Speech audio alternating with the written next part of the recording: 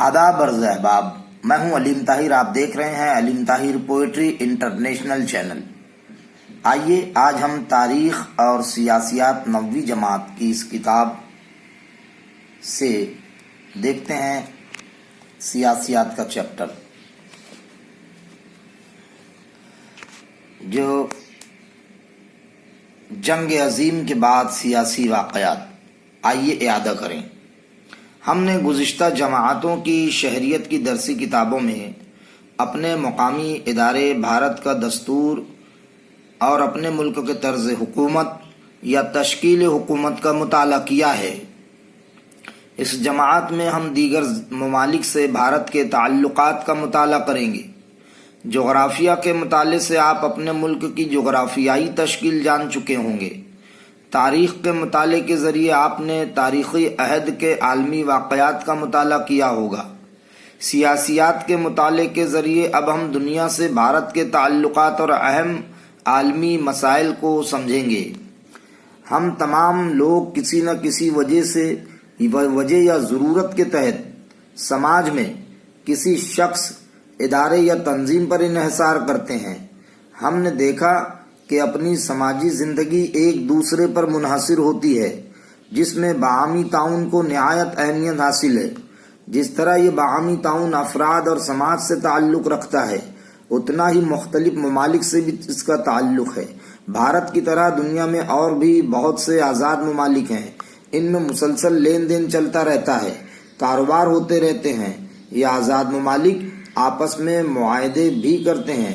ان تمام آزاد اور مقتدر ممالک کا ایک نظام تشکیل پاتا ہے جسے ہم بین الاقوامی نظام کہتے ہیں.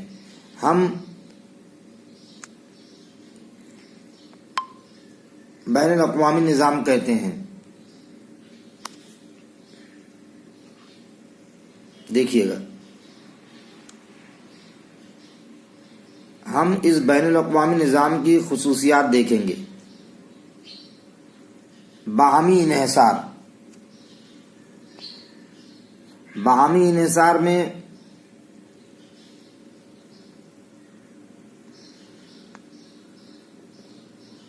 آپ دیکھتے ہیں دنیا کے تمام ممالک کسی نہ کسی وجہ سے ایک دوسرے پر انحصار کرتے ہیں. کوئی ملک چاہے کتنا ہی بڑا، خوشحال اور ترقی یافتہ کیوں نہ ہو، وہ ہر معاملے میں خود کفیل نہیں ہو سکتا. بڑے ممالک کو بھی اپنی ہی طرح بڑے یا چھوٹے ممالک پر انحصار کرنا پڑتا ہے. یعنی باہمی انحصار اس بین الاقوامی نظام کی ایک اہم خصوصیت ہے. ایک دوسرے پر منحصر ہے ہر ملک. اس پیراگراف سے ہم نے بات سمجھی. آئیے آگے دیکھتے ہیں. خارجہ پالیسی کے ذریعے بین الاقوامی تعلقات. ہر ملک کو اپنے داخلی معاملات کے ساتھ ساتھ دیگر ممالک سے اپنے معاملات کے تعلق سے اپنی پالیسی طے کرتا ہے. اس پالیسی کو خارجہ پالیسی کہتے ہیں. اس کے بعد ہم اگلے سبق میں بھارت کی خارجہ پالیسی کا تفصیلی مطالعہ کریں گے.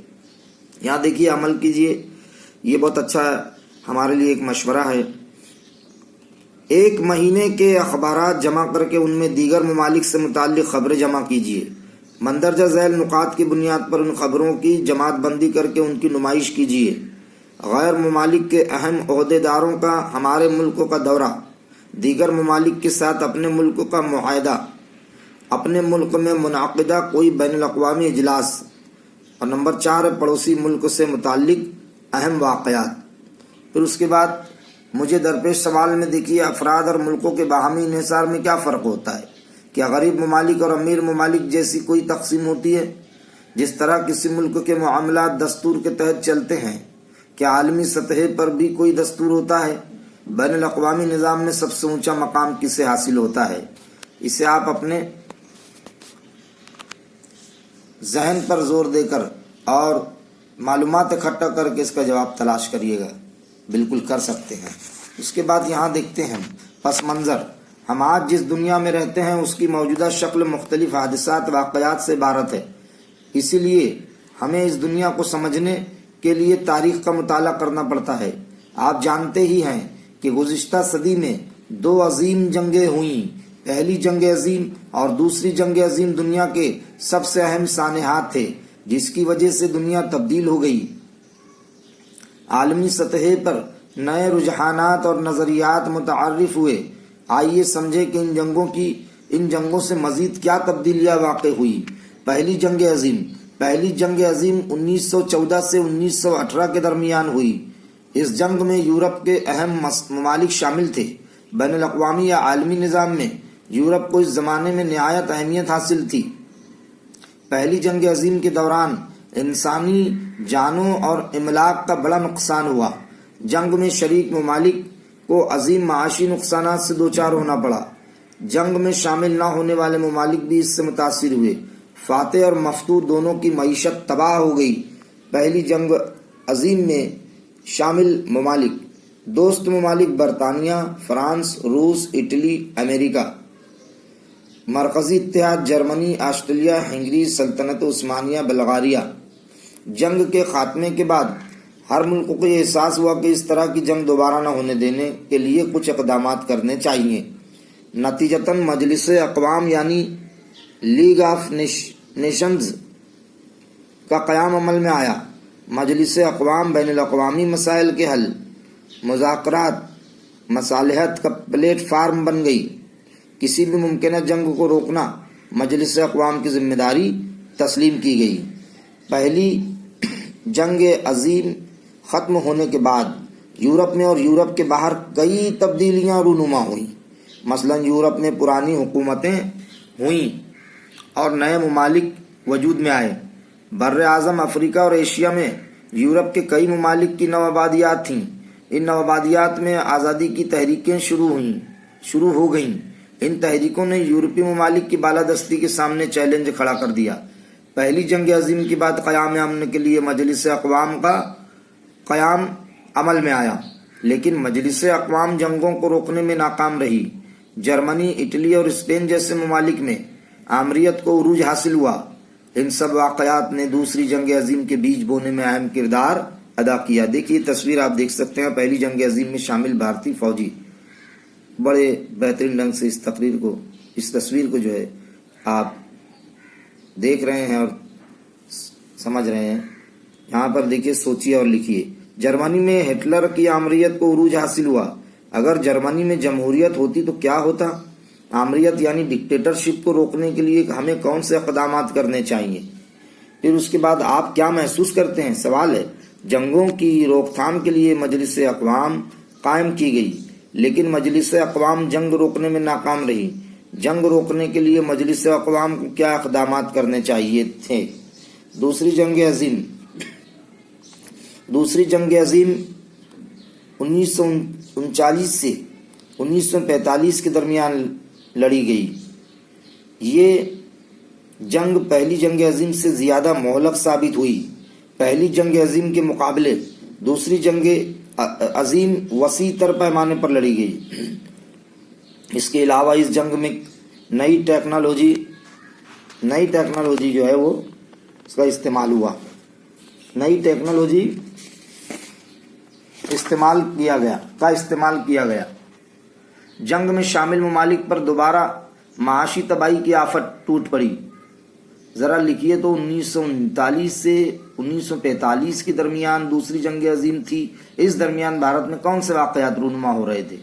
بھارت پر دوسری جنگ عظیم کے کیا اثرات مرتب ہوئے؟ اس پر بھی آپ کو غور کر کے اس کا جواب تحریر کرنا ہے۔ دوسری جنگ عظیم میں شامل ممالک: حزب اتحاد اور حزب مخالف۔ حزب اتحاد میں کون سے ممالک تھے؟ برطانیہ، France, Australia, Canada, New Zealand, Bharat, Soviet Union, چین، امریکہ۔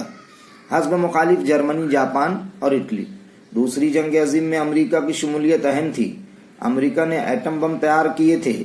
جنگ کے خاتمے کے لیے امریکہ نے 6 اگست اور 9 اگست 1945 کو بالترتیب 2 جاپانی شہروں ہیروشیما اور ناگاساکی پر جوہری بم گرائے۔ یورپ میں جرمنی اور ایشیا میں جاپان کی شکست کے ساتھ ہی دوسری جنگ عظیم کا خاتمہ ہو گیا۔ دوسری جنگ عظیم کے دوران ہونے والے واقعات میں سرد جنگ کی ابتدا کو اہمیت حاصل ہے۔ 1945 سے 1991 تک کے طویل عرصے تک سرد جنگ چلتی رہی۔ ہم سرد جنگ کے دوران وقوع پذیر ہونے والی کچھ تبدیلیوں کا جائزہ لیں گے۔ سرد جنگ۔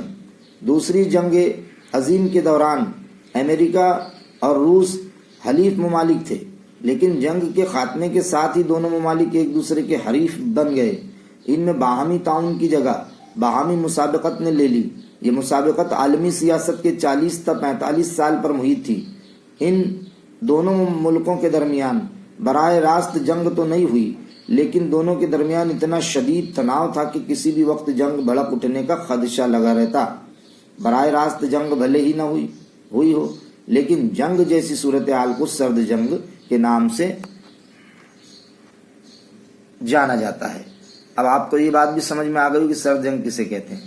اس دوران امریکہ سپر پاور تھا، لیکن سوویت روس بھی جوہری اسلحہ بنا کر اور اپنی فوجی قوت میں اضافہ کر کے سپر پاور بننے کی کوشش کر رہا تھا۔ ان دونوں ملکوں میں جد و جہد، اقتدار کی رسہ کشی، اسلحہ کی دوڑ، نظریاتی اختلاف اور ایک دوسرے کو مات دینے کی نفسیات کی وجہ سے سرد جنگ کا آغاز ہوا تھا۔ سرد جنگ کے اثرات۔ فوجی تنظیموں کا قیام۔ سرد جنگ کے دوران دونوں ملکوں نے فوجی عسکری تنظیمیں قائم کی۔ ان تنظیموں میں شامل ممالک کے تحفظ اور سلامتی کی ذمہ داری متعلقہ سپر پاور ملکوں نے لے رکھی تھی۔ ناٹو، نارتھ اٹلانٹک، اس کا فل فارم ہے، ٹریٹی آرگنائزیشن، امریکہ کی بالادستی والی فوجی تنظیم تھی۔ وہیں وارسا معاہدہ سوویت یونین کے غلبے والی فوجی تنظیم تھی۔ کیا آپ محسوس کرتے ہیں کیا ٹیکنالوجی کی ترقی اور بین الاقوامی امن کے درمیان کوئی تعلق ہوتا ہے؟ انسانی فلاح و بہبود کے لیے ٹیکنالوجی کا استعمال کیسے کیا جا سکتا ہے؟ غور کر کے آپ اس پر بھی اپنے من کی بات جو ہے وہ تحریر کر سکتے ہیں۔ دنیا کی قطبینی تقسیم۔ سرد جنگ کے دوران دنیا کے بہت سے ممالک ان دونوں بڑی طاقتوں سپر پاور کے گروہوں میں شامل ہو گئے تھے۔ ممالک کی دو گروہوں میں اس تقسیم کو قطبینی تقسیم کہا جاتا ہے۔ قطبینی تقسیم کہا جاتا ہے۔ اس تقسیم کی وجہ سے سرد جنگ نے شدت پکڑ لی اور تناؤ بڑھتا گیا۔ آئیے عمل کر کے دیکھیں۔ کیوبا کی جدوجہد 1962 سرد جنگ کے دوران ایک اہم واقعہ تھی۔ اس جدوجہد کے بارے میں مزید معلومات حاصل کیجیے۔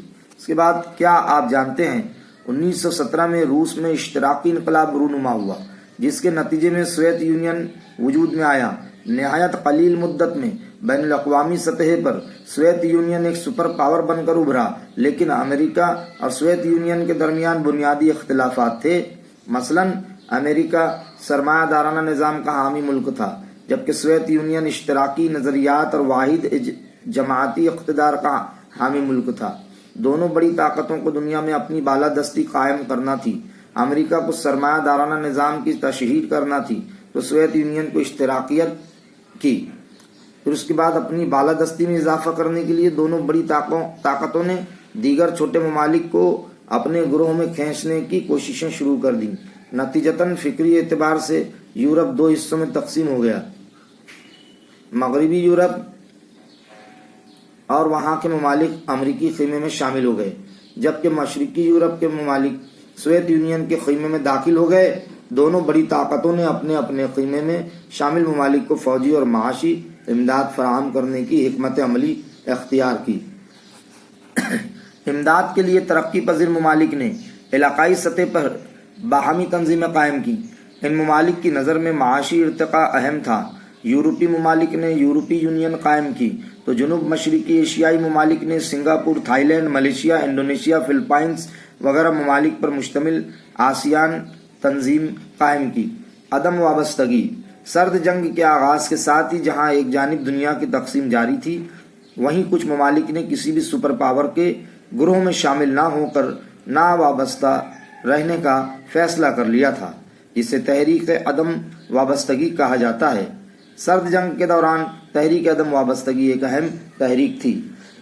تحریک عدم وابستگی دوسری جنگ عظیم کے بعد بر اعظم ایشیا اور افریقہ کے نئے آزاد ممالک نے عدم وابستگی کے نظریات کی حمایت کی، جس کی وجہ سے یہ ایک اہم تحریک بن گئی۔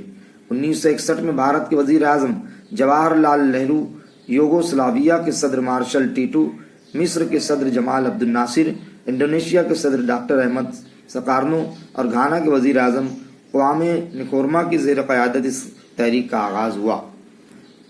تحریک عدم وابستگی کا تجزیہ انالیسس۔ تحریک عدم وابستگی نے نوآبادیات، سامراجیات اور نسل پرستی کی مخالفت کی۔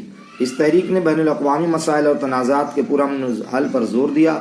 بھارت نے پنڈت جواہر لال نہرو کی رہنمائی میں اس تحریک کی قیادت کی۔ بعد کے دور میں بھی بھارت نے اس تحریک کی فعال حمایت کی ہے۔ سرد جنگ کے خاتمے کے بعد بھی اس تحریک کی اہمیت کم نہیں ہوئی ہے یا آئی ہے۔ اس تحریک کی اہمیت میں کمی نہیں آئی ہے۔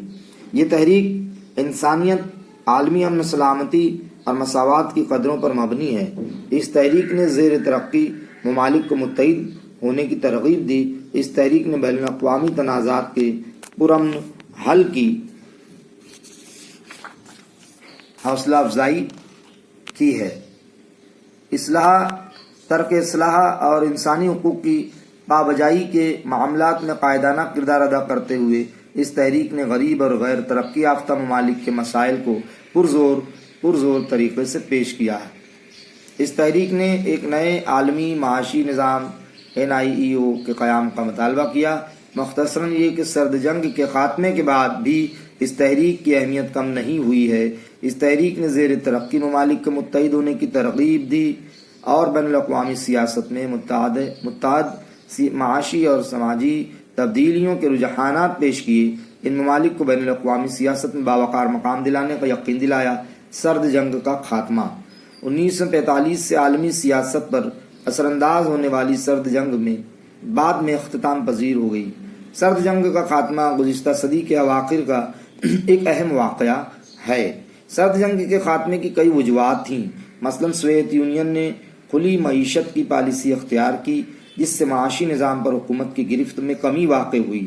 نمبر 2، سوویت یونین کے اس وقت کے صدر میخائیل گورباچوف نے تشکیل نو، پیرستروئکا اور شفافیت گلاسنوست کی پالیسی پر عمل کیا۔ ان پالیسیوں کی وجہ سے ذرائع پر گرفت میں کمی واقع ہوئی۔ سیاسی اور معاشی شعبوں میں اہم تبدیلیاں آئیں، یعنی ان شعبوں کی تشکیل نو کی گئی، جس کی وجہ سے جمہوریت کاری کو رواج حاصل ہوا۔ نمبر 3 ہے سوویت یونین کے زیر اثر مشرقی یورپ کے ممالک نے سرمایہ دارانہ اور جمہوری نظام اختیار کیا، جس کی وجہ سے وہاں حکومتیں تبدیل ہو گئیں۔ نمبر 4 ہے سوویت یونین کا شیرازہ منتشر ہو گیا اور نئے ممالک وجود میں آ گئے۔ روس سوویت یونین کا سب سے بڑا ملک تھا۔ پھر اس کے بعد بھلا ایسا کیوں؟ ناٹو نامی تنظیم آج بھی موجود ہے، لیکن اس کی نوعیت عسکری نہیں ہے۔ معلوم کیجیے کہ کتنے ممالک اس تنظیم کے رکن ہیں۔ پھر یہ لفظ تجویز کیجیے، ایک ہی سپر پاور جس پر کئی ممالک منحصر ہوں۔ ایسے بین الاقوامی نظام کو یک قطبی نظام کہا جاتا ہے۔ 2 سپر پاور ملکوں کے درمیان ممالک کی تقسیم کو قطبینی تقسیم کہتے ہیں۔ اگر بین الاقوامی نظام میں کئی ممالک سپر پاور کی حیثیت سے نمودار ہو جائیں تو اسے کیا کہا جائے گا؟ اب یہ آپ کو جواب دیکھنا ہے، آگے ہم دیکھیں گے۔ جنگوں کا کھوکھلا پن کے موضوع پر مندرجہ ذیل نکات کی مدد سے مضمون لکھیے اور اس پر آپس میں گفتگو کیجیے۔ کسی بھی مسئلے کو مذاکرات اور مفاہمت کے ذریعے حل کیا جا سکتا ہے۔ جنگ کے ذریعے مسئلہ حل نہیں ہوتا، جنگ کی وجہ سے ترقی کی رفتار رک جاتی ہے۔ اور سرد جنگ کے بعد کی دنیا۔ سوویت یونین کا شیرازہ منتشر ہونے کے ساتھ ہی سرد جنگ کا خاتمہ ہو گیا۔ سپر پاور رہ چکے اس ملک کے بکھر جانے کی وجہ سے بین الاقوامی سیاست میں بھی تبدیلیاں رونما ہوئی۔ مثلاً عالمی سیاست میں امریکہ واحد سپر پاور رہ گیا۔ مختلف ممالک کے درمیان تجارت اور معاشی تعلقات کے فروغ کے لیے ماحول سازگار ہو گیا۔ سرمایہ، محنت، عالمی بازار اور معلومات کی عالمی سطح پر توسیع ہوئی۔ لوگوں میں نظریات کا تبادلہ بھی آزادانہ طور پر ہونے لگا۔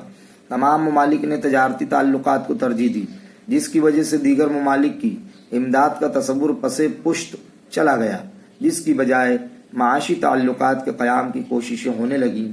یعنی پہلے جس ملک کو دشمن ملک کہا جاتا تھا، اسے اب مقابل ملک کہنے کا تصور سامنے آیا۔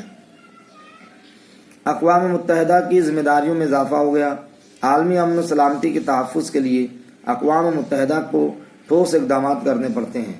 ماحولیاتی تحفظ انسانی حقوق کی پابجائی، مساوات مرد و زن، قدرتی آفات کا مقابلہ جیسے معاملات کو عالمی نوعیت حاصل ہو گئی۔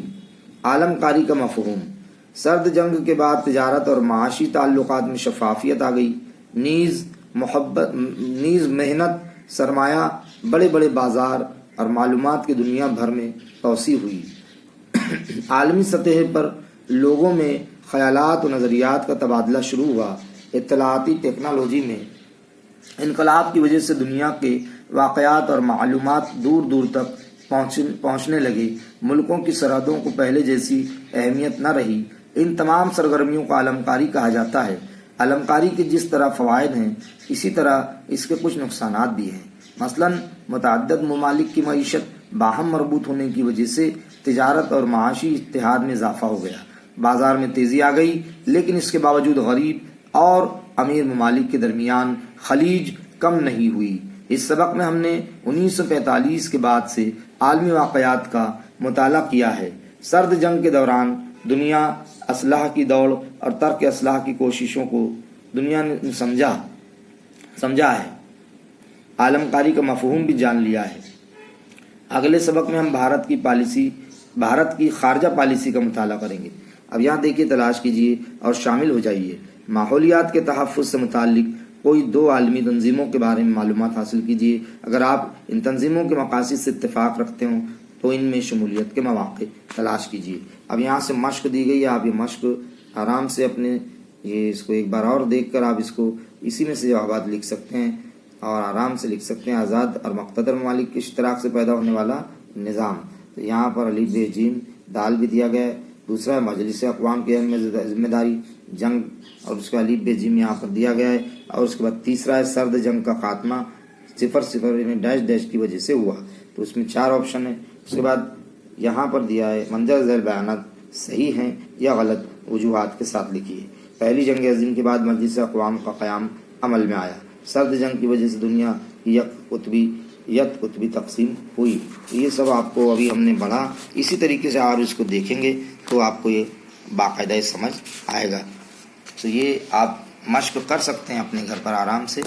میخائیل گورباچوف کی پالیسیوں کی وجہ سے جمہوریت کو فروغ حاصل ہوا، ہم نے ابھی پڑھا، آپ اسی کو اپنے جملوں میں لکھ سکتے ہیں۔ اصلاحات کی وضاحت کیجیے میں سرد جنگ، عدم وابستگی، باہمی انحصار اور تفہیمی قطبینی تقسیم اور عالم کاری۔ اسی طرح مندرجہ ذیل موضوعات پر اپنی رائے دیجیے۔ مجلس اقوام نے دوسری جنگ عظیم ٹالنے کے لیے جو اقدامات کرنے چاہیے تھیں ان کے بارے میں اپنی رائے پیش کیجیے، یہ بھی آپ لکھ سکتے ہیں۔ سرد جنگ کے دوران عدم وابستگی ضروری تھی، سرد جنگ کی وجہ سے انسانی فلاح و بہبود پس پشت چلا گیا۔ آج کے دور میں جن ممالک کو امریکی سپر پاور کے مقابل عروج حاصل ہو سکتا ہے ان کے نام لکھیے۔ پھر یہ دیکھیے، مندرجہ ذیل کے بارے میں مختصراً لکھیے۔ پہلی جنگ عظیم اور دوسری جنگ عظیم کے درمیان مندرجہ ذیل نکات کی بنیاد پر موازنہ کیجیے۔ اب نکات دیکھیے، پہلی جنگ عظیم، دوسری جنگ، یہاں پر آپ کو یہاں پر آپ تحریر کر سکتے ہیں اپنی کاپیوں میں۔ دورانیہ عرصہ شریک ممالک اثرات، سیاسی و معاشی جنگ کے بعد قائم کی گئی عالمی تنظیمیں۔ پھر اس کے بعد سرد جنگ کے خاتمے کی وجوہات بیان کیجیے۔ سرد جنگ کے خاتمے کے بعد عالمی سیاست میں رونما ہونے والی اہم تبدیلیاں لکھیں، اور سرگرمی میں دیا ہے آخری میں کہ مثالوں کے ساتھ اس بیان کی وضاحت کیجیے کہ دنیا کے مختلف ممالک ایک دوسرے پر باہم منحصر ہوتے ہیں۔ نمبر 2 ہے دنیا ایک کنبہ ہے، اس قول کی سماج میں عمل آوری کے لیے آپ کیا کریں گے، اس پر جماعت میں گفتگو کیجیے۔ اس طریقے سے یہاں پر یہ چیپٹر جو ہے ختم ہوتا ہے، اور اس چیپٹر کو آپ بار بار سمجھیں، پڑھیں، اس کی مشقی سرگرمیاں بھی حل کریں۔ ساتھ ہی ساتھ ہم نے ایک چیز یہاں پر دیکھی تھی، ایک نقشہ بہت خوبصورت تھا، اس نقشے کا آپ ایک نظر دیدار ضرور کریں کہ یہ ہے دنیا کا اہم نقشہ ہے، اور یہ دنیا ہے سیاسی نقشہ اہم ممالک۔